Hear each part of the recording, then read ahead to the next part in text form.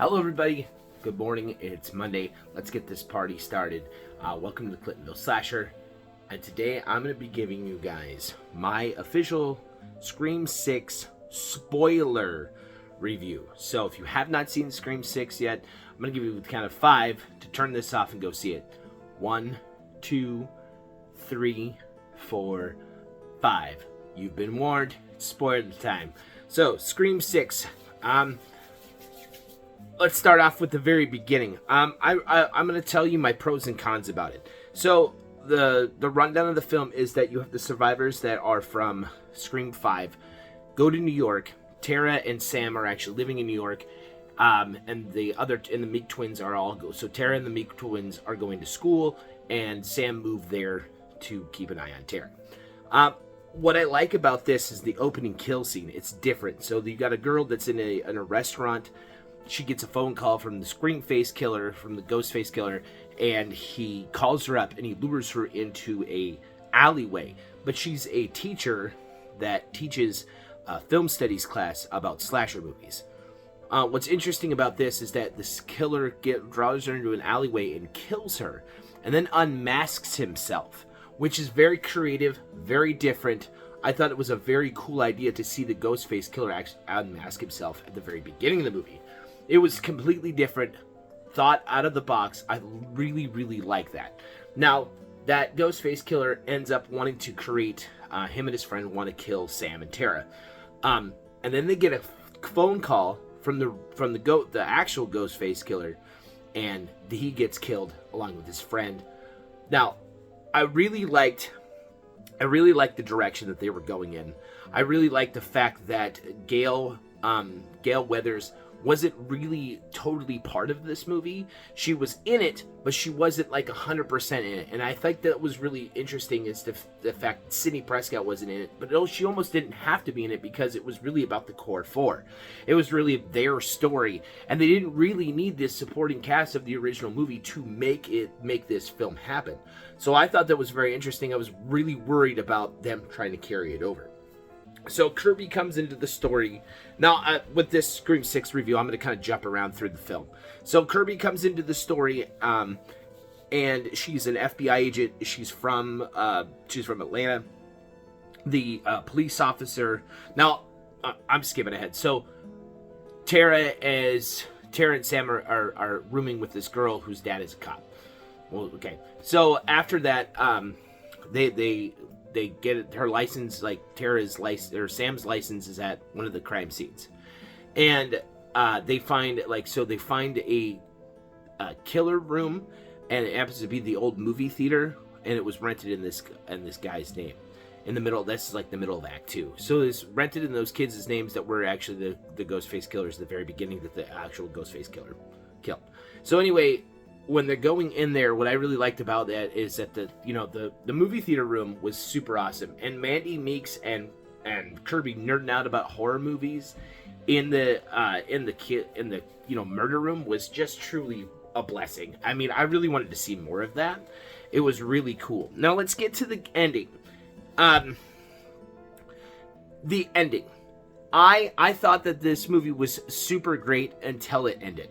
I thought that it was a really stupid ending because it ended up being the cop and then his two kids, which was one of their nerdy friends and a girl, the roommate. Now, it's a little far-fetched to me because they end up killing Gale Weathers' boyfriend in this movie. And you're telling me that a 160-pound girl or like a nerdy kid was able to kill a 300-pound bodybuilder, but can't kill Gale Weathers? They can't kill Randy, or they can't kill Chad Meeks either. I mean, you had Chad Meeks on his knees and they stabbed the shit out of him. I mean, that I could look past it, but realistically, the cop, his acting in it really gave it away for me. I knew he was part of it from the first time he was acting after his daughter died. It was like really, really obvious. So, but you're going to give me this amazing story all the way up until it ends, and then just give us this bullshit ending. I really didn't like Act 3. I really didn't like that. Now, see, I could look past the whole Chad not being dead.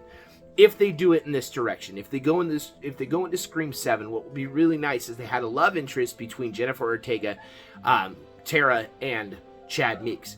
What would be interesting, in my opinion, would be if Chad and Tara get together and they decide to move back. This takes place a couple years later. They go back to Woodsboro and they end up buying Casey Becker's house.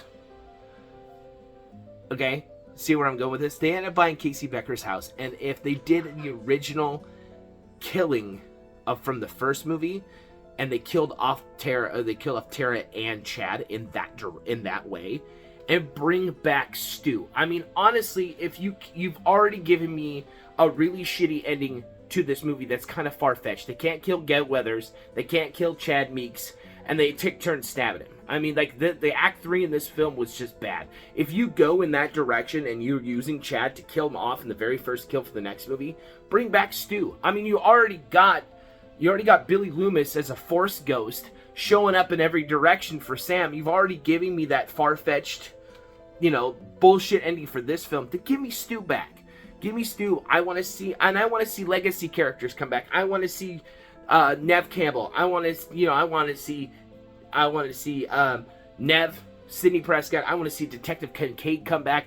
I want to see Gail Weathers come back. I want you to kill all three of them. I want Stu, and I want to see Nev in a bloody knife fight. And that would be cool to see to see that Stu knocks a TV onto Sydney's head and kills her, or something crazy like that. Like, give me an awesome ending.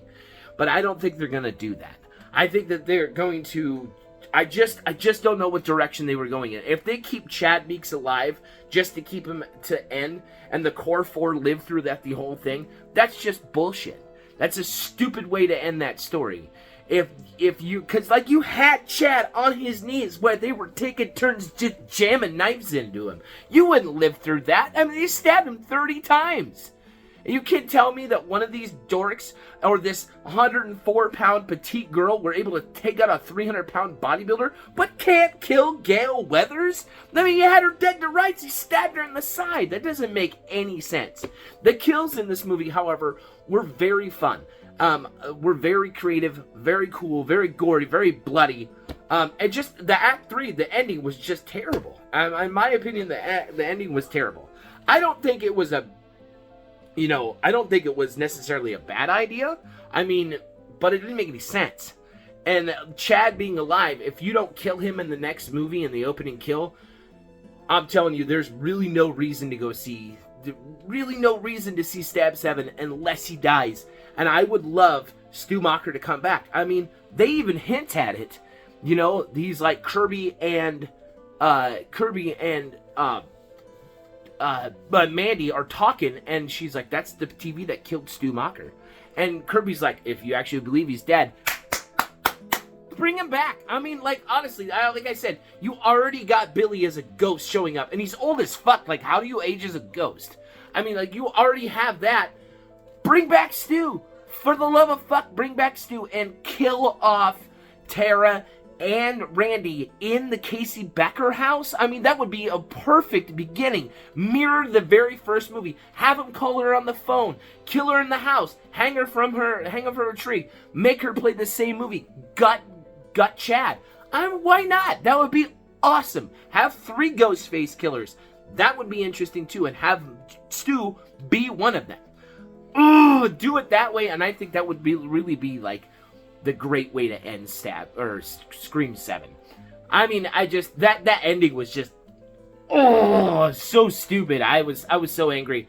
Up until the point it ended, I thought it was a fantastic movie. I thought they utilized New York very well. They utilized everywhere they could go in New York. It wasn't just at the school or a couple different places. It was all over New York, so I thought that was a really interesting take. I really liked the idea when they did the trailer and they tricked you out thinking Mandy was on the train with all of them, and she actually wasn't. Thought that was an interesting trick. The very beginning, different. I love how they were thinking outside the box. You just gave me a bullshit ending, and I was a little upset about it. But I did like it. I did think that it was a really good film. And I encourage everybody to go see it if you haven't seen it. See it. It's not a terrible movie. It's just got a terrible ending. It just, it was just predictable.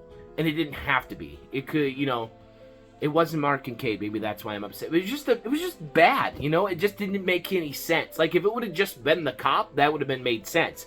That would have been, totally. You could have done the same thing and had him just be the killer. That would have been, you didn't have to have these two dorky kids, because now you just make your Ghostface killer look completely weak, that they can't take people out, but they could take out a 300-pound bodybuilder and throw him through a window? I mean, that doesn't make any sense. And how does one of these dorky kids able to, like, slice and dice a fully grown man and throw him into a refrigerator?